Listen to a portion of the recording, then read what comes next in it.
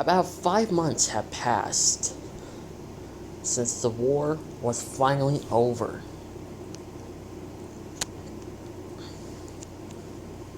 Peace has been restored, and the monster kingdom now has two new king and queen of the monsters: Super Godzilla Final Wars and Akame.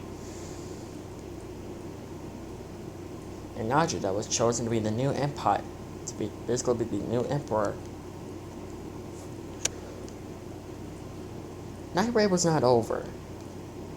Even though Najida is now the new emperor, she still had unfinished business with Night Raid, and unfinished plans and jobs left. So she left that work for Akame to finish for her. Akame had became the new leader of Night Raid. The old emperor was killed. She accepted her crimes and allowed her death to happen. It was the last known blood spill for these lands to witness. Although it may seem like Night Raid had done their job, there were still allies that the old emperor made, and they were like far away from the other side of the country.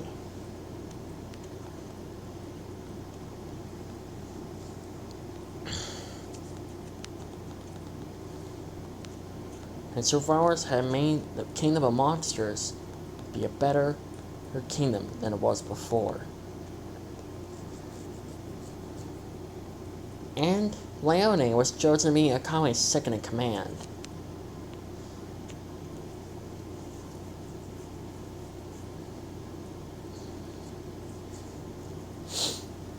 Survivors and Akame were looking over at the old base again.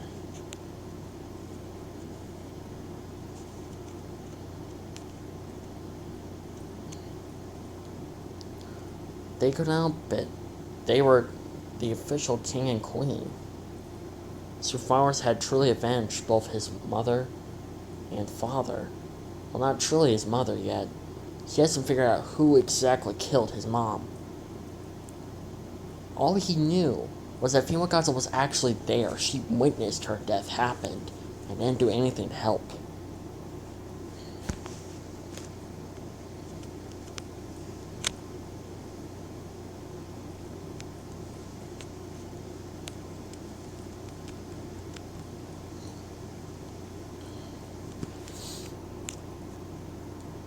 So, Akame, how does it feel to be queen of the monsters?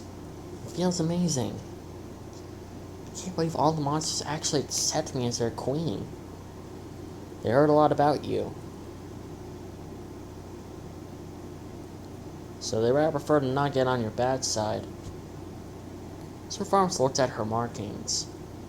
They were still there, but some of them were fading away over time.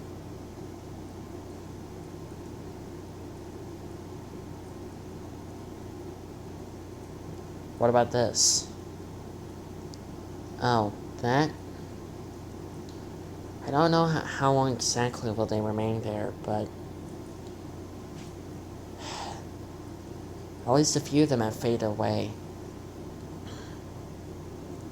Do they hurt? Call me sigh. Sometimes.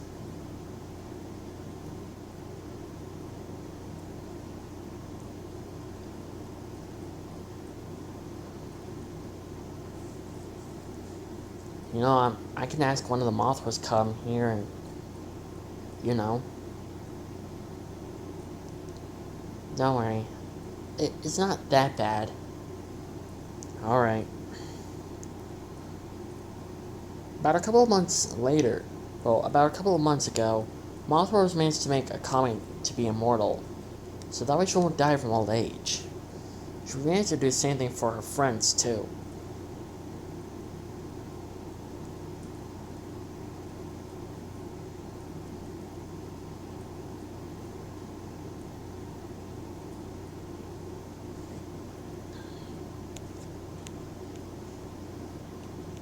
Akame's head started to feel a little dizzy. Surface was lucky enough to catch her. It wasn't the first time she felt dizzy. Ever since she used her demon mode, Akame has been getting a little dizzy now and then. It was very often when it started happening. The first time, but now it started rarely happening. It was a sign that Akame's demon mode was slowly restoring. Her trump card, within a way, was restoring. So that way she battled another fierce opponent. She would use her demon mode again, so that way she can use it in battle.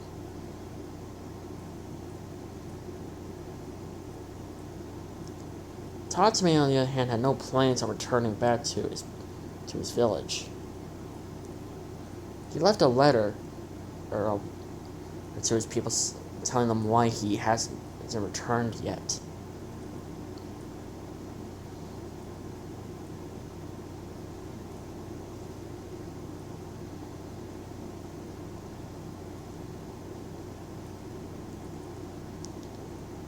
But besides that, Akame needed a lot of rest. So Kurome decided to take over, to take care of her big sister. Luckily, Kurome arrived. She carried her sister back to her. She was ready to help her sister back to her room. Survivor sigh. It's been a couple of months since the war ended.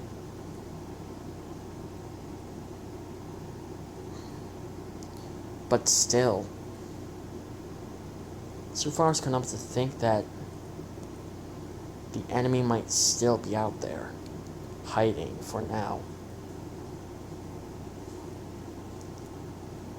And he has a scary feeling that they might get a new leader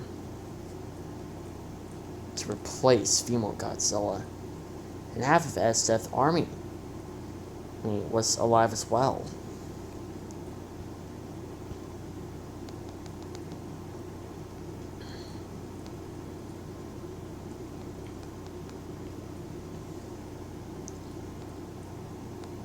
And so, it was a huge fact that Night Raid was not actually done.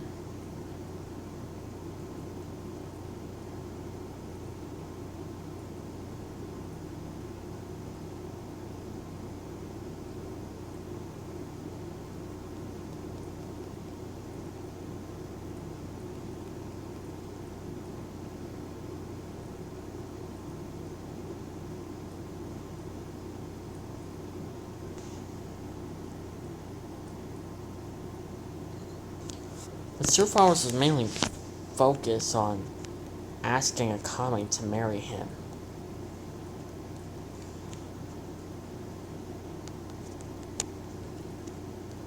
They've known each other for 5 years.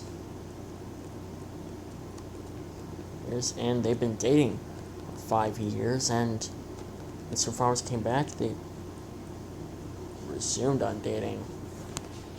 But besides of that, Survivors was really planning on asking Akame to marry him. He felt like enough time has passed, and they got to know each other and learned to trust each other. Survivors sigh. Later that day, he was walking with Kirintat 3 and Najida. It wasn't that common for Najida to actually walk around in the city.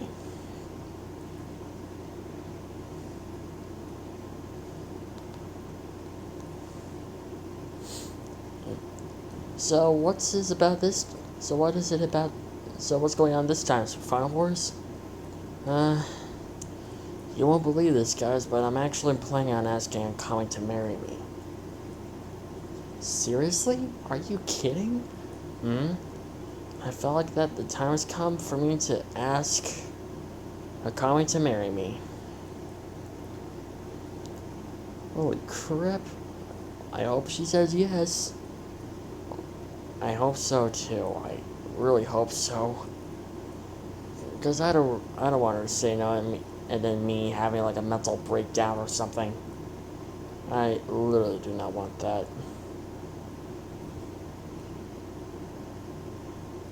That's happened.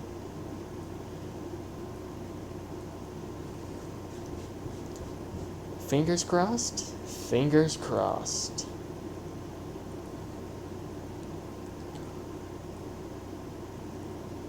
They were married years ago to a jewelry store, and Sir Farms was looking for the best ring. For a akame. Then he found the perfect one.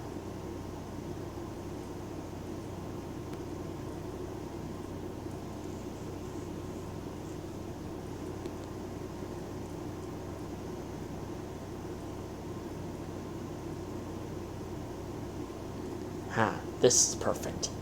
So I'll ask her later tonight. I'll ask her to marry me later tonight. Good luck, Super Fire Wars. You're gonna need it. I hope I do. Later that night, Sir Fire Wars was managed to track down a akame.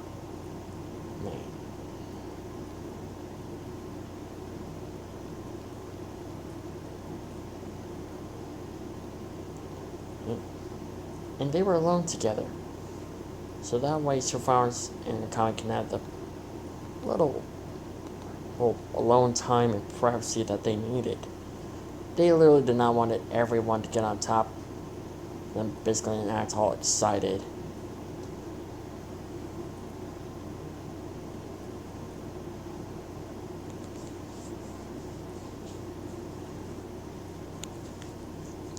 So, what's going on, Super Final Wars? Nothing, I was just, wanting to bring you out here. Okay? What is it? Sir Farms took a deep breath. He had no clue on how it worked, but Holloway Dagon has been telling him on how it works. Sir Farms took a deep breath. Let it out. He got down on one knee. He grabbed Akame's hand. Akame looked curious at first. Then her eyes were wider when he revealed a tiny little box and opened it, revealing a ring. Akame blushed bright red when she saw that ring. She looked at Sir Final Wars shocked. Was he really asking her to marry him? Akame, you have been my everything. You've been the light of my darkness. You've been my hope. The reason why I push forward. You made me realize that there's so much more in life than hatred towards mankind. I'm slowly forgiving mankind. And without you, I would be completely lost. You push me forward. And I love you so much, Akame. So, will you marry me? Be my official queen of the monsters?